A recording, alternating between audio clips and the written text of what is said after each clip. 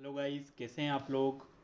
तो आज हम पढ़ेंगे अल नीनो और ला नीना के बारे में, क्योंकि ये जो दो ऐसी टर्म हैं जो काफ़ी प्रिवेलेंट है अभी प्रेजेंट में, क्योंकि ये क्लाइमेट फिनोमिना है जिनके कारण जो क्लाइमेट है वो अफेक्ट होता है। तो क्योंकि इन फिनोमिनास के कारण जो अलग अलग जगह है वहाँ पर क्लाइमेटिक कंडीशंस जो है उनमें काफ़ी, आप कह सकते हैं, ड्रास्टिक चेंजेस आते हैं। सो ये फिनोमेना काफ़ी इंपॉर्टेंट है। ये सोशल साइंस में भी आते हैं, जियोग्राफी में। तो ये जो यूपीएससी की तैयारी कर रहे हैं, कोई पीएससी की तैयारी कर रहा है, एसएससी की तैयारी कर रहा है, या जो स्कूल्स के लिए पढ़ रहे हैं, तो सबके लिए, हर कॉम्पिटिटिव एग्ज़ाम के लिए, स्कूल में पढ़ने वाले बच्चों के लिए, हर एज ग्रुप के लिए ये काफ़ी यूज़फुल है। तो चलिए समझते हैं अल नीनो और ला नीना को। देखिए, अल नीनो और ला नीना जो है ये क्लाइमेट पैटर्न्स होते हैं पैसिफिक ओशियन के अंदर, जिनकी वजह से वर्ल्ड वाइड जो वेदर होता है वो अफेक्ट होता है। ठीक है।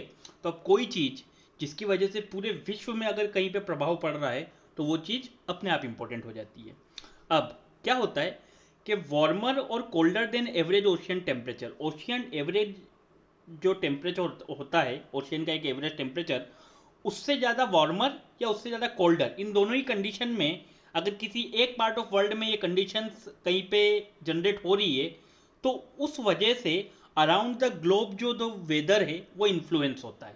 ठीक है। सबसे पहले तो ये चीज़ आप समझ जाइए कि जो एवरेज ओशियन टेम्परेचर होता है, अगर उससे ज़्यादा वार्मर हो जाए तो भी और उससे ज़्यादा कोल्डर हो जाए तो भी, इन दोनों केसेस में अराउंड द ग्लोब जो आपका वेदर होता है वो इन्फ्लुएंस होगा।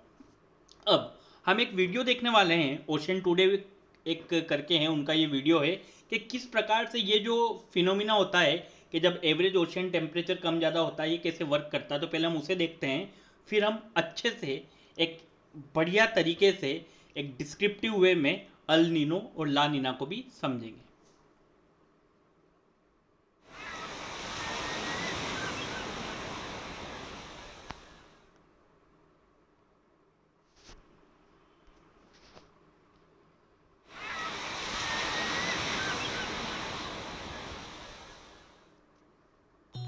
Warmer or colder than average ocean temperatures in one part of the world can influence weather around the globe. Boggles the mind, right? Here's how it works. During normal conditions, trade winds, which blow from east to west, push warm surface waters towards Asia, piling it up in the western Pacific. In some years, though, the trade winds weaken. The warm surface water moves eastward and reduces upwelling of cold water off the coast of South America. Climatologists call this El Nino. Its climate impacts show up mostly in the wintertime over North America. The warmer ocean fuels an intensification and southward shift of the jet stream. This brings flooding to the southern United States and warmer, drier conditions over parts of the Pacific Northwest, northern US, and Canada. But eventually, those trade winds pick up again and sometimes become even stronger than normal. When that happens, they blow the warm water back into the western Pacific and restart the upwelling of cool water towards the surface in the eastern Pacific. These strong trade winds are a signature of what is called La Nina, unusually cold conditions in the tropical Pacific that displace the jet stream northward. La Nina can lead to drought in the southern U.S. and cooler temperatures, heavy rains, and flooding in the Pacific Northwest. El Nino and La Nina together are part of a cycle that influences extreme weather and can impact food production, water supply, and even human health, not just in the U.S., but in many parts of the globe.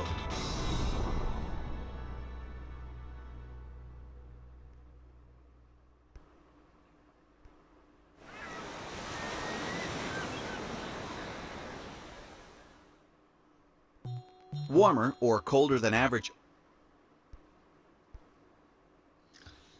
तो ये video आपने देखा तो इसमें कुछ चीज़ें आपको समझ आई होगी। अब हम बिल्कुल अच्छे से वहाँ पे कई सारी चीज़ों को और अच्छे से समझते हैं। देखिए, जब नॉर्मल कंडीशंस होती है पैसिफिक ओशियन में तो जो ट्रेड विंड्स होती है वो कहाँ से वेस्ट करती है, it blow west along the equator, मतलब इक्वेटर पे वेस्ट की तरफ ब्लो करती है, उस तरफ बहती है। इस वजह से जो वार्म वाटर होता है वो साउथ अमेरिका से एशिया की तरफ जाता है, ठीक है। नाउ इस वार्म वाटर को रिप्लेस करने के लिए जो ओशियन की डेप्थ होती है वहाँ से कोल्ड वाटर जो होता है वो राइज होके ऊपर की तरफ होता है, और ये जो ऊपर की तरफ कोल्ड वाटर का आना होता है इस प्रोसेस को कहा जाता है अपवेलिंग। तो क्लियरली अपवेलिंग क्या होता है कि रिप्लेस करने के लिए वार्म वाटर को जब ओशियन की डेप्थ से कोल्ड वाटर ऊपर की तरफ आता है, राइज होता है, this process is called upwelling. अब अल नीनो और ला नीना जो होता है ये दो बिल्कुल अपोजिट क्लाइमेट पैटर्न्स हैं जो इन नॉर्मल कंडीशंस को ब्रेक कर देते हैं।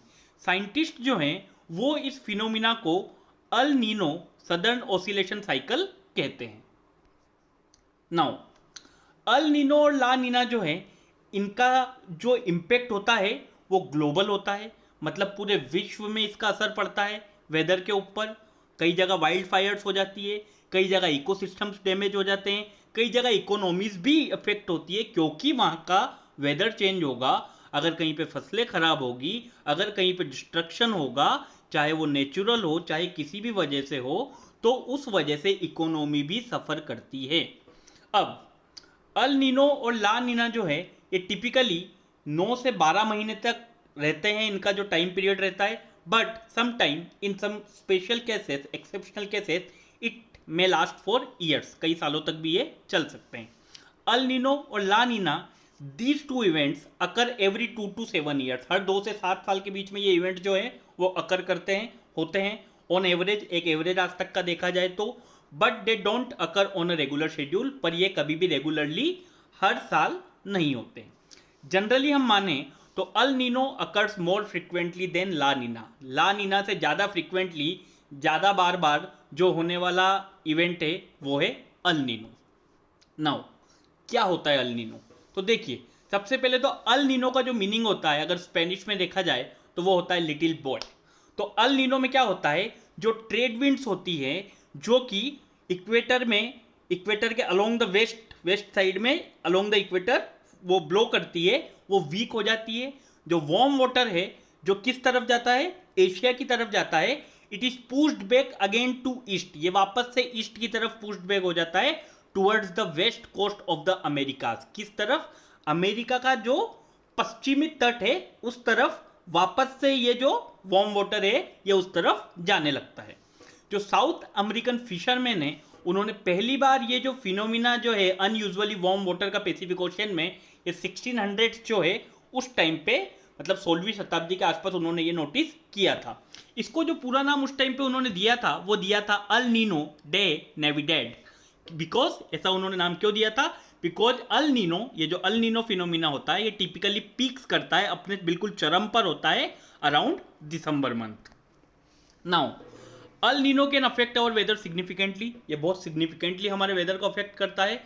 जो वार्मर वाटर्स होता है इट कॉज, वार्मर वाटर होने की वजह से जो पैसिफिक जेट स्ट्रीम होती है वो अपनी न्यूट्रल पोजीशन से साउथ की तरफ मूव करने लगती है, और इस शिफ्ट की वजह से नॉर्थर्न यूएस और कनाडा के जो एरिया हैं वो ज़्यादा ड्रायर और वार्मर हो जाते हैं rather than there usual warmth and dryness. मतलब जहाँ पर उस पर्टिकुलर जगह पर नॉर्थर्न यूएसए में और कनाडा में जो यूजुअली जो वार्मथ होती है या जो ड्राइनेस होती है, इस पैटर्न के कारण, इस अल नीनो के कारण वहाँ पर इस शिफ्ट के कारण ज़्यादा वार्मथ हो जाती है और ज़्यादा ड्राइनेस हो जाती है। बट इसी के अपोजिट जो यूएस की गल्फ कोस्ट है और जो साउथ ईस्ट वाला पोर्शन है वहाँ पर ज़्यादा वेटर हो जाता है, ज़्यादा, एक तरफ अगर सूखा पड़ेगा तो दूसरी तरफ बाढ़ आएगी, तो इट बिकेम, वो आप कह सकते हैं ना, मतलब फेस ऑफ टू कॉइंस, एक तरफ ऐसा है तो दूसरी तरफ वैसा ही होगा, ठीक है।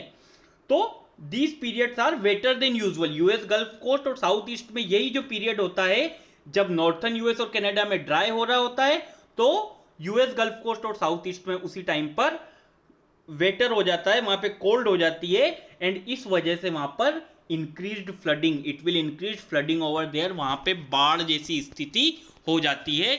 यहाँ पे जो आप जो देख रहे हैं दिस इज अल नीनो, तो इसमें आप जो देखेंगे जो आपकी जेट स्ट्रीम है वो मूव करने लगती है किस तरफ, आप देख रहे हैं किस तरफ, ऊपर की तरफ। तो इस वजह से जो वहां पर जो दूसरा वाला रीजन है कौन कौन सा, आपको अब एक बार फिर से क्लियर कर लें। जो आपका रीजन है नॉर्थन यूएस का और कनाडा का, वहां पे ड्राइनेस और वार्मथ जो होती है वो यूजुअल से ज़्यादा बढ़ जाती है, और जो यूएस गल्फ कोस्ट और साउथ ईस्ट वाला एरिया है वहां पर फ्लडिंग वाली कंडीशंस बन जाती है। नाउ अल नीनो के इफेक्ट क्या होते हैं, देखिए अल नीनो क्या करता है, it causes the Pacific jet stream में पैसिफिक जेट स्ट्रीम को साउथ की तरफ मूव करता है एंड स्प्रेड फर्दर ईस्ट, और ये और ज़्यादा ईस्ट की तरफ फैलता जाता है। अब विंटर के समय पे इस वजह से जो वेटर कंडीशंस होती है वो सदर्न यूएस में बढ़ जाती है, और जो नॉर्थ है वहाँ पे वार्मर और ड्रायर कंडीशंस जो है वो बढ़ जाती है।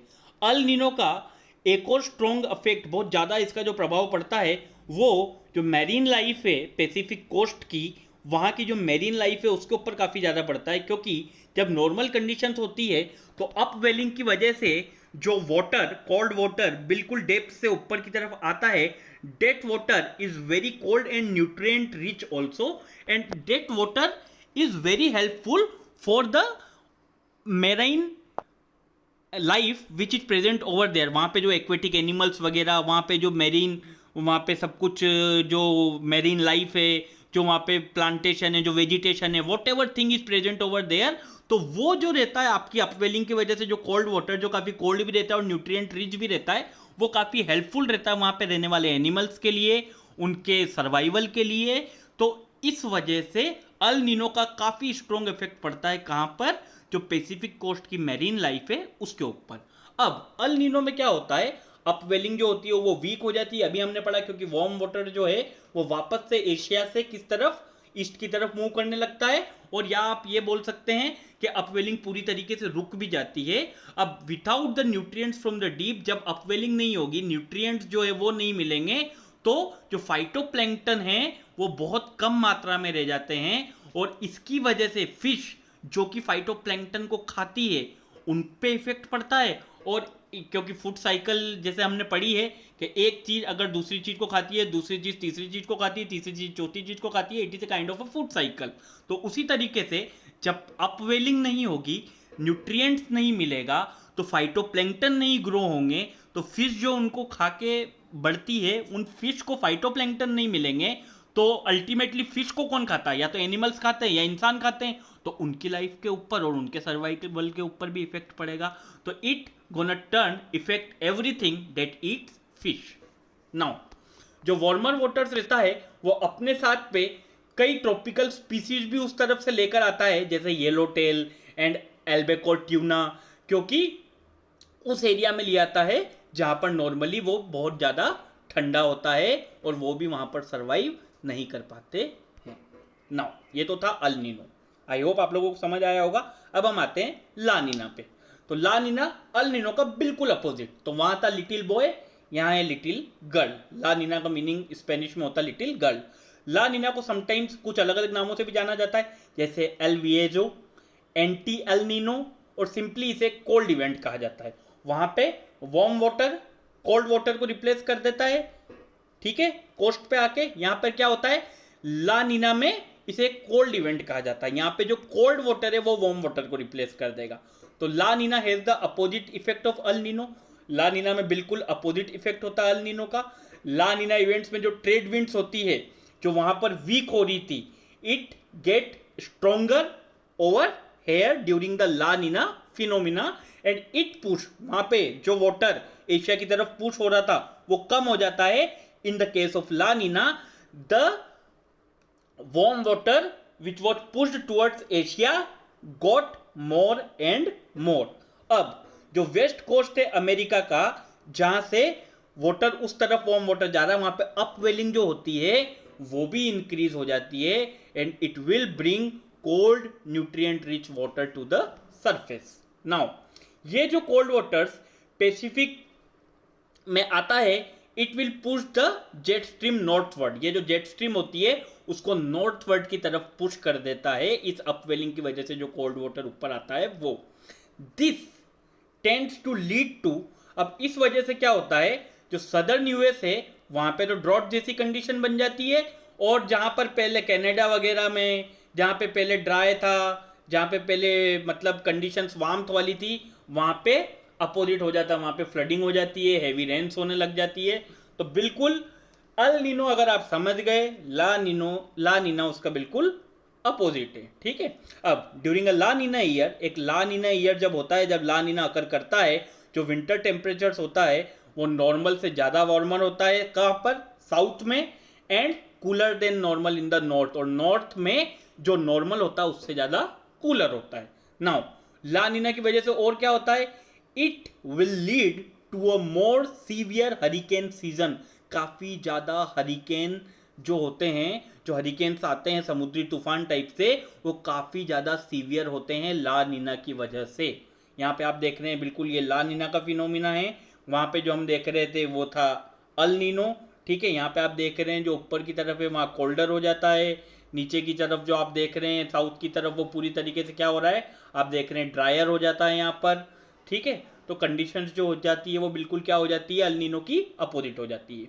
अब ला नीना में क्या होता है, La Nina causes the jet stream to move northward. La Nina क्या करती है, जो जेट स्ट्रीम है, ये देखिए जो जेट स्ट्रीम है उसे नॉर्थवर्ड की तरफ मूव कर रही है, ऊपर की तरफ जा रही है।